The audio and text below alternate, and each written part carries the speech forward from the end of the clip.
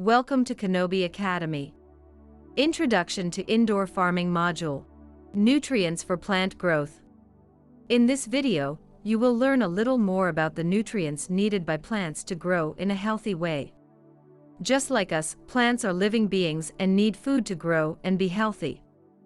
In traditional farming, plant food is provided by the soil, sometimes with the addition of chemicals called fertilizer. In controlled environment farming, nutrients are most commonly added to water. This way they can be absorbed by the roots and subsequently passed on to all other parts of the plant. Nutrients are all the elements or chemical compounds that plants take up to ensure the functioning of their metabolism and cellular actions. In the case of plants, nutrients are classified into two groups: macronutrients and micronutrients. Macronutrients are the elements the plant needs in large amounts, and micronutrients are those they need in very small amounts. Both are equally important for plants to grow strong and healthy. The most important macronutrients for plant development are nitrogen, potassium, and phosphorus. In addition, sulfur, calcium, and magnesium are also essential for plant survival. As for micronutrients, the main ones are copper, iron, molybdenum, zinc, manganese, boron, and chlorine. Both macronutrients and micronutrients are vitally necessary for the proper development of plants and for the formation of healthy flowers and fruits. Nutrient deficiency in plants is the main cause of stunted plant growth, often leading to complete plant losses. However, starvation of plants for micro or macronutrients can often be diagnosed visually, and quick identification of a deficiency will save affected crops. For example, lack of nitrogen. As nitrogen is an essential part of chlorophyll, which provides green color to leaves, the main sign of nitrogen deficiency is yellowed leaves.